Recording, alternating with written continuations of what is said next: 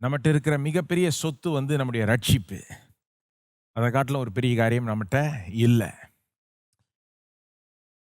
ஆகவே ரட்சிப்பினுடைய இந்த ஆசீர்வாதங்களை பார்க்க ஆரம்பித்தோம். இந்த ரட்சிப்பின் ஆசீர்வாதங்களை நாம் தொடர்ந்து பார்க்க போகிறோம். இன்றைக்கு ஒரு ஆசீர்வாதத்தை பார்க்க போகிறோம்.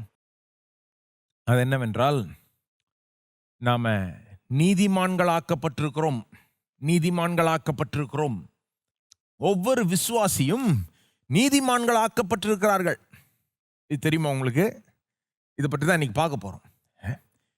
இதை எப்படி பார்க்க போகிறோம்னா, முதல்ல இது என்ன என்றதை பார்க்க போகிறோம். நீதிமான்கள் ஆக்கப்பட்டிருக்கிறோம்னா என்னது? ரெண்டாவது, இது எப்படி நமக்கு கிடைச்சிருக்கு? எப்படி நீதிமான்கள் ஆக்கப்பட்டோம்?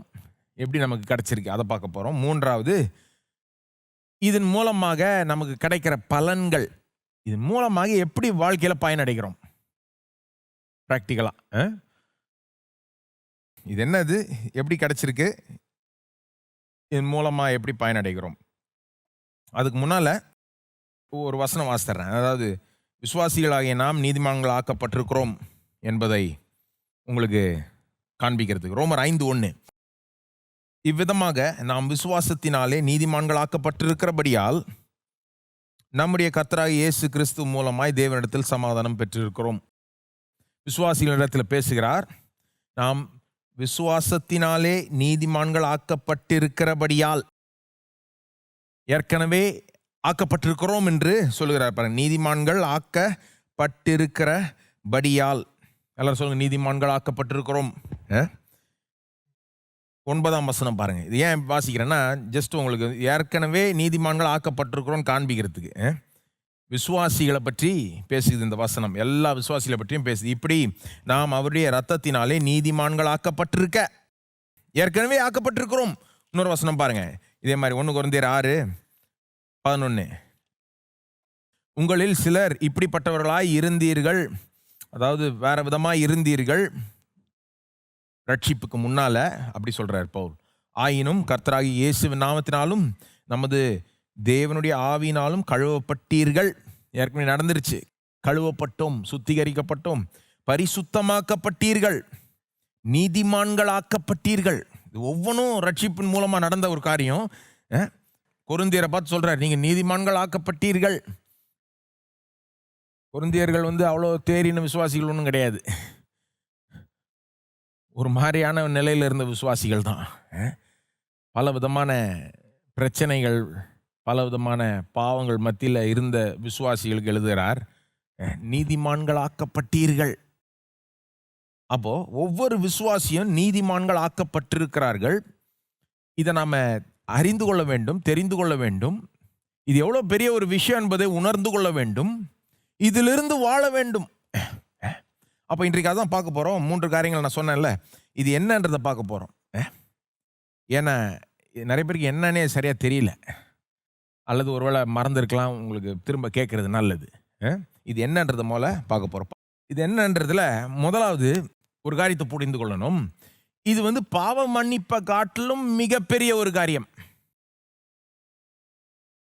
இந்த நீதிமான்கள் ஆக்கப்பட்டிருக்கிறோம் என்பது நம்முடைய பாவங்கள் மன்னிக்கப்பட்டிருக்கிறது என்பதை காட்டிலும் வித்தியாசமானது, மிகப்பெரியது.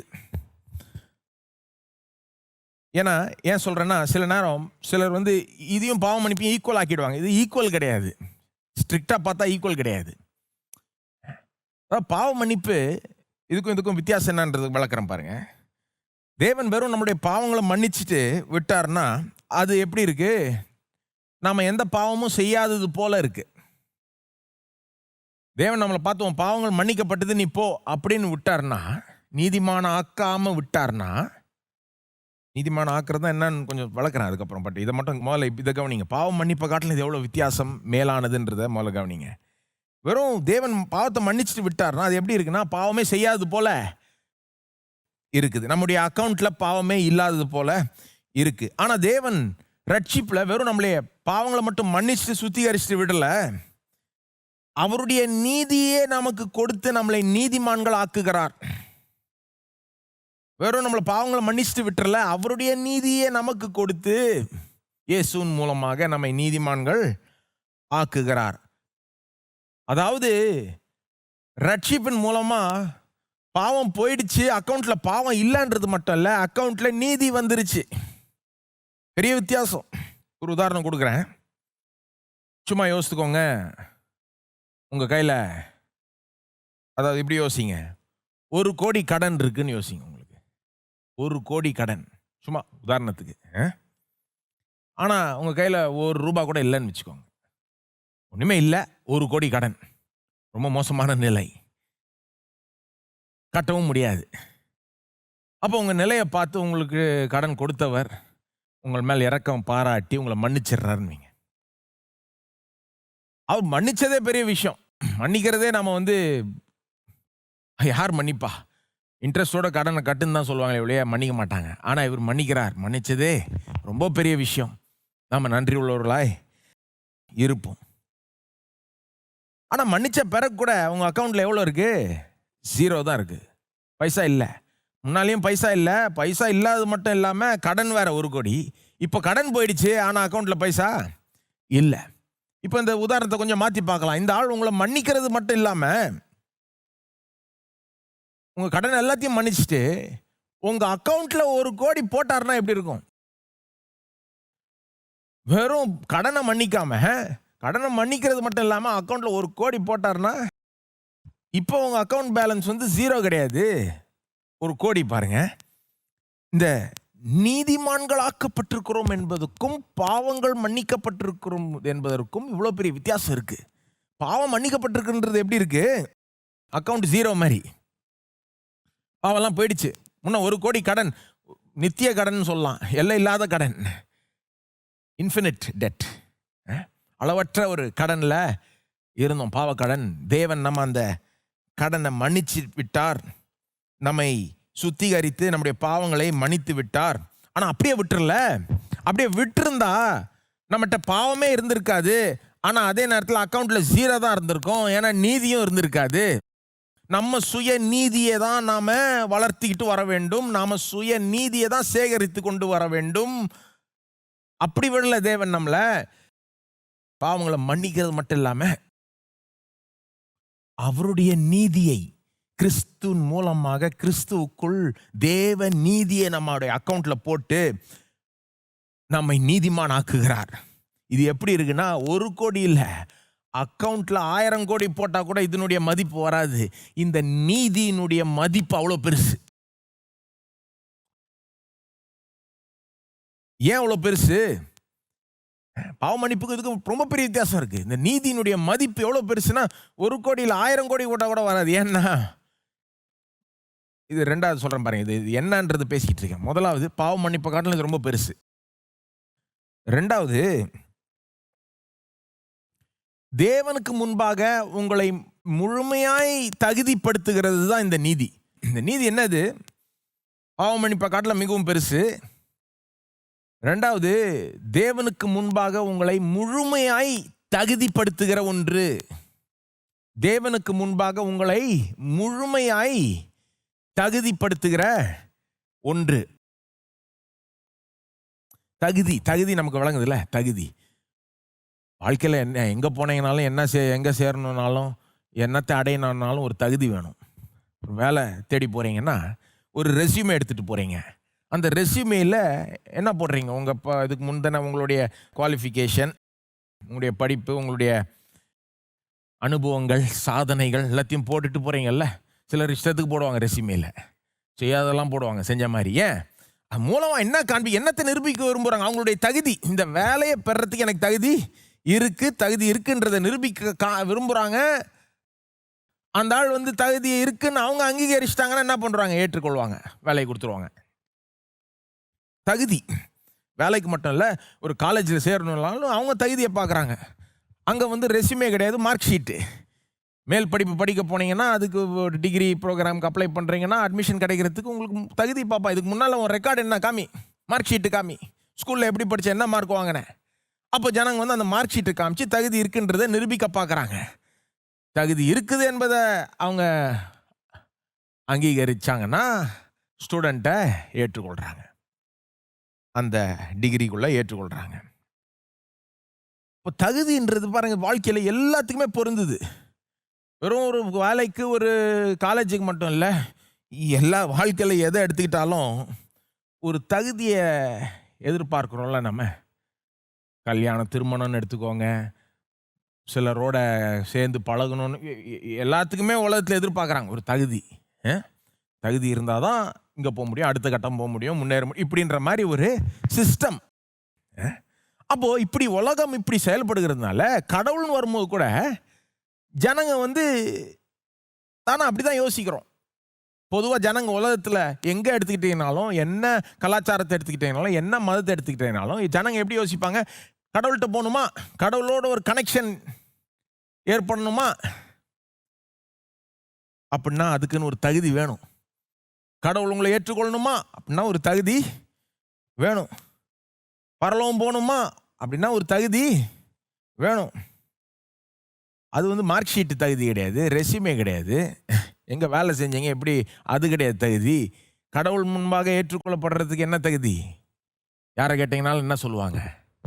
ஒரு நல்ல வாழ்க்கையை வாழ்ந்துருக்கணும், ஒரு நல்ல வாழ்க்கை இருக்கணும், நல்ல கிரியைகள் இருக்கணும், நற்கிரியைகள் இருக்கணும், ஒரு நீதியை டெவலப் பண்ணிக்கிட்டு வரணும், சேகரிச்சுக்கிட்டு வரணும், புண்ணியம் கட்டிக்கிட்டு வரணும்னு வாங்கல்ல. ஒரு ரெக்கார்டு, வாழ்க்கை ரெக்கார்டு, ஒட்டுமொத்த வாழ்க்கை ரெக்கார்டு நல்லதாய் இருந்தால் தான் தேவன் நம்மளை ஏற்றுக்கொள்வார் அப்படின்ற ஒரு அபிப்பிராயம் எல்லாருக்குமே பொதுவாக இருக்குது ஜனங்க மத்தியில், உலகம் எங்கும். அதனால தான் தெருவில் எங்கே பார்த்தீங்கன்னாலும் ஒரு ஆளை நிறுத்தி நீ பரலோகம் போவியான்னு கேட்டால் பதில் பார்த்து பாருங்கள் எப்படி சொல்லுவாங்க ஜனங்க. போவேன்னு சொல்கிற ஜனங்க ஏன் போவீங்கன்னு கேட்டால், நான் நல்ல காரியங்களை செஞ்சுருக்கேங்க, எவ்வளோ பேருக்கு உதவி செஞ்சுருக்கேங்க, இப்போ அது எனக்கு ஒரு தகுதியை கொடுக்குது, கடவுளை ஏற்றுக்கொள்வார்ன்ற மாதிரி ஒரு அபிப்பிராயம் அவங்களுக்கு இருக்குது. இந்த தகுதி. இப்போ இந்த கிறிஸ்தவ சுவிசேஷம் என்ன சொல்லுது? உண்மைதான், கடவுள் நம்மளை ஏற்றுக்கொள்றதுக்கு நமக்கு ஒரு தகுதி இருக்கணும். ஆனால் பிரச்சனை என்னன்னா, யார்கிட்டையும் அந்த தகுதி இல்லை, தகுதியை பெறவும் முடியாது. நாம் எவ்வளோ நல்லவர்களாக இருந்தாலும், எவ்வளோ நல்லதை செய்தாலும், கிறிஸ்தவ சுவிசேஷம் என்ன சொல்லுது? முதல்ல எப்படி ஆரம்பிக்குது? நம்முடைய நற்கிரியைகளும் நம்முடைய நல்ல வாழ்க்கைகளும் நம்மை தேவனுக்கு முன்பாக தகுதிப்படுத்த போதாது, பத்தாது. நீ சொல்லலாம், எப்படிங்க இவ்வளோ பேர் இவ்வளோ நல்லது செய்கிறாங்க? ஆமாங்க, பாருங்க, நாம் பார்க்குறது வேற விதமாக, நம்முடைய பார்வை வேற விதமாக, நம்முடைய எதிர்பார்ப்புகள் வேற விதமாக. ஆனால் கடவுள் பார்க்கும்போது வித்தியாசங்க. அது அவர் கடவுள், அவருடைய எதிர்பார்ப்பினுடைய அளவுக்கு யாருமே நல்லவர்கள் இல்லை. அதான் வேதம் போதிக்குது. அவருடைய ஸ்டாண்டர்ட் ரொம்ப ஹை. நாம் எவ்வளோ நல்ல வாழ்க்கையை வாழ்ந்தாலும், எவ்வளோ நல்ல கிரியைகளை செய்தாலும், நம்முடைய ஒருத்தர் பார்த்து பாராட்டிக்கலாம், நல்ல சூப்பராக அப்படின்னு சொல்லிக்கலாம். ஆனால் கர்த்தர் நம்மளை பார்க்குறப்போ ஏற்றுக்கொள்ளத்தக்க விதத்தில் அது இருக்காது. நம்மளை தேவனுக்கு முன்பாக அது தகுதிப்படுத்த முடியாது. ஏன்னா அவருடைய ஸ்டாண்டர்ட்ஸ் ரொம்ப ஹை, அவருடைய எதிர்பார்ப்புகள் ரொம்ப ஹை. அவர் பாருங்க, பரிசுத்தர் பரிசுத்தர் பரிசுத்தர். அவர் பர்ஃபெக்டான ஒரு நபர், ஒரு தவறு கூட அவர்கிட்ட இல்லை, எல்லாமே நீதி அவர்கிட்ட இருக்கிறது, பரிசுத்தம். அவர் ஜனங்களையும் அப்படி எதிர்பார்க்குறாரு. ஸ்கூலில் சில டீச்சர் நீங்கள் பார்த்துருப்பீங்க, ரொம்ப பர்ஃபெக்ஷன் எதிர்பார்ப்பாங்க. இப்படி கரெக்டாக இருக்கணும், இந்த கோடு இப்படி இருக்கணும், இப்படி நமக்கு அவங்க கண்டாலே வெறுப்பாங்க. என்ன இந்த ஆள் ரொம்ப அப்படியே. கடவுள் அதை காட்டிலும் பர்ஃபெக்ஷன் எதிர்பார்க்குறவருங்க. உங்கள் ஸ்கூலில் அந்த பர்ஃபெக்ஷனிஸ்ட் டீச்சர் ஒன்றுமே கிடையாது, நத்திங். அவருக்கு முன்பாக என்ன சொல்ல வரேன், அவருக்கு முன்பாக நம்முடைய நற்கிரியைகள் நல்ல வாழ்க்கைகள்லாம் நம்மளை தகுதிப்படுத்த முடியாது. சிலர் அதை பார்த்துட்டு என்னங்க இது அநியாயம் அல்லவா, அவருடைய பரிசுத்த அளவுக்கு நாம் பரிசுத்தமாக இருக்கணும்னா எப்படி இருக்கிறது? அந்த மாதிரி தேவன் எதிர்பார்க்கறதே தப்பு, நியாயமே கிடையாது. அதன் அடிப்படையில் நம்மளை நியாயம் தீர்த்து ஏற்றுக்கொள்றதெல்லாம் தவறு இல்லை, சரியே கிடையாதுன்ற மாதிரி சொல்கிறாங்க. சரி, அதை விடுங்க. அதான் ரோமர் 2 பார்த்தீங்கன்னா சொல்கிறாரு, பவுல் சொல்கிறாரு, பைபிளை விடுங்க, 10 கற்பனை விடுங்க, தேவன் நம்மளை நியாயம் தீர்க்கிறதுக்கு இதெல்லாம் கூட தேவையில்லை, நம்ம மனசாட்சியே போதுன்றார் பவுல். ரோமர் 2 போய் வாசித்து பாருங்க. பவுல் என்ன சொல்கிறாரு? சிலர் என்ன சொல்கிறாங்க, என்கிட்ட பைபிள் இல்லைங்க, நான் பைபிள் வாசிக்கலாம், அப்போ எப்படிங்க தேவன் பைபிள் இருக்கிற மாதிரி நான் வாழ்ந்துருக்கணும்னு எதிர்பார்க்க முடியும்? சரி, ஓகே, விட்டுடலாம் பைபிளில். என்கிட்ட 10 கற்பனை எனக்கு தெரியாதுங்க, அப்போ 10 கற்பனையின்படி எப்படி நான் வாழ்ந்துருக்கணும்னு தேவன் என்ன என்கிட்ட இருந்து எதிர்பார்க்க முடியும். சரி விட்டுறலாம், 10 கற்பனை. மனசாட்சியே போதும், ஒரு ஆளுடைய மனசாட்சியே போதும் அவங்கள நியாயம் தீர்க்கிறதுக்கு. அப்படிதான் ஒரு பிரசங்கியா இருப்பாருங்க, விளக்குனார் இதை. என்ன சொன்னார்னா, நாம கடவுளுடைய ஸ்டாண்டர்டின் படி நாம நியாயம் தீர்த்தாதான் நம்ம ஃபெயிலுன்னு கிடையாது. நம்முடைய ஸ்டாண்டர்டின் படி, நம்முடைய எதிர்பார்ப்பின் படி நம்மளை நியாயம் தீர்த்தாலே அவுட்டு. நம்ம கடவுளுடைய ஸ்டாண்டர்டு, அவருடைய எதிர்பார்ப்பு எப்படி அப்படின்னு எப்படிங்க நம்ம வாழ்றது, எப்படிங்க நம்ம ஏற்றுக்கொள்ளப்படுறதுன்னு சொல்கிற ஜனங்களுக்கு சொல்கிறேன், அவருடைய எதிர்பார்ப்பை விடுங்க. நம்முடைய எதிர்பார்ப்பின்படியே நம்ம வாழ்றது இல்லை. நம்முடைய எதிர்பார்ப்பின்படியே நம்மளை நியாயம் தீர்த்தா நம்ம ஃபெயிலு. அந்த பிரசங்கியார் இப்படி விளக்குனார் பாருங்க, ஒரு உதாரணம் கொடுத்து விளக்குனார். எப்படி என்ன சொன்னார், நம்ம கழுத்தை சுற்றி கண்ணுக்கு தெரியாத ஒரு டேப் ரெக்கார்டர் இருக்கான். வாழ்நாள் பூரா இந்த கண்ணுக்கு தெரியாத இந்த டேப் ரெக்கார்டர் வச்சுக்கிட்டு தான் நடந்துக்கிட்டு இருக்கோம், வேலை செஞ்சுட்டு இருக்கோம், எல்லாம் செஞ்சுக்கிட்டு இருக்கோம். இந்த டேப் ரெக்கார்டர் எல்லாத்தையும் ரெக்கார்ட் பண்ணாது, ஆனால் மற்றவர்களுக்கு நம்ம சொல்லுகிற காரியங்கள் ரெக்கார்ட் பண்ணும். அதாவது இன்னொருத்தனை பார்த்து நீ இப்படி இருக்கணும், இப்படி இருக்கக்கூடாதுன்னு சொல்கிறோம்ல, இப்படி வாழணும், இப்படி வாழக்கூடாதுன்னு சொல்கிறோம்ல, நம்முடைய எதிர்பார்ப்புகள் தெரிவிக்கிறோம்ல, இன்னொருத்தனை குற்றம் சாட்டுறோம்ல, நீ பண்ணுறது தவறு அப்படின்னு சொல்கிறோம்ல, நீ இப்படி இருக்கணும்னு சொல்கிறோம்ல, அதெல்லாம் ரெக்கார்ட் பண்ணுறோம். அதாவது நாம் மற்றவங்கள்ட்ட என்ன எதிர்பார்க்கிறோன்றத ரெக்கார்ட் பண்ணிடும். அப்புறம் நியாயம் தீர்ப்பாண்டிக்கு கடைசி நியாய தீர்ப்பு நாளில் தேவன் என்ன பண்ணுவாராம், இந்த கண்ணுக்கு தெரியாத டேப் ரெக்கார்டரை கழட்டி நமக்கு முன்னால் வச்சு, சரிப்பா உனக்கு பைபிளும் வேணாம், 10 கற்பனையும் வேண்டாம், நீ சொன்ன உன் வாயால் சொன்ன காரியங்களை வச்சே உன்னை நியாயம் தீர்க்கிறேன், ப்ளே பண்ணலாம். நீ மற்றவர்கிட்ட எதிர்பார்த்த வாழ்க்கையை நீ வாழ்ந்தியா, மற்றவன் இப்படி இருக்கக்கூடாது இப்போ இருக்கணும்னு சொன்னியே, நீ அப்படி வாழ்ந்து காமிச்சியா அப்படின்னு ப்ளே பண்ண போகிறாராம். பிரசங்கர் சொல்கிறாரு, யாருமே தப்ப முடியாது. உண்மை என்னவென்றால் நாம் மற்றவங்கள்ட்ட எதிர்பார்க்கிறத நாமளே நிறைவேற்றுகிறது கிடையாது. உணர்றீங்களா? இதாங்க உண்மை. நீங்கள் ஒருவேளை ரொம்ப பர்ஃபெக்டாக இருக்கிறீங்கன்னு நினச்சா நான் என்னையே குற்றம் சாட்டிக்கிறேன். ஒரு நாள் பாருங்கள், என் பையன்கிட்ட நான் ஏதோ சொல்லி வச்சுருந்தேன், இப்படி செய்யாத இப்படி செய்யணும். அவன் என்கிட்ட ஒரு 2-3 நாள் கழிச்சு என்கிட்ட சொல்கிறான், சீரியஸாக கேட்குறான், நீங்கள் என்ன இப்படி செய்யாதீங்கன்னு, ஆனால் நீங்கள் இதை தான் செய்கிறீங்க.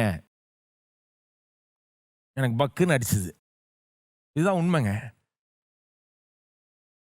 நமக்கே தெரியும் இது சரி, இது சரி கிடையாது. ஆனால் நாமளே அதற்கு ஏற்ற விதத்தில் பர்ஃபெக்டாக இருக்கிறது இல்லை. ஆனால் கடவுள் பர்ஃபெக்ஷன் எதிர்பார்க்கிறார். நம்முடைய எதிர்பார்ப்பின்படியே நாம் அந்த ஸ்டாண்டர்டை மீட் பண்ண முடியல. என்ன சொல்ல வரேன், எப்படி வாழ்ந்தாலும், என்ன செஞ்சாலும், எவ்வளோ நல்லது செஞ்சாலும், எவ்வளோ நல்ல ஜனங்க நினச்சிக்கிறாங்க நல்லது செஞ்சிடுறேன், அதை பார்த்து தேவன் ஏற்றுக்கொள்வார். என்ன செஞ்சாலும், எப்படி வாழ்ந்தாலும், எவ்வளோ நல்லது செஞ்சாலும் தேவனுக்கு முன்பாக அது நம்மளை தகுதிப்படுத்த போதாது, பத்தாது. இதுதான் வேதம் சொல்லுகிறது.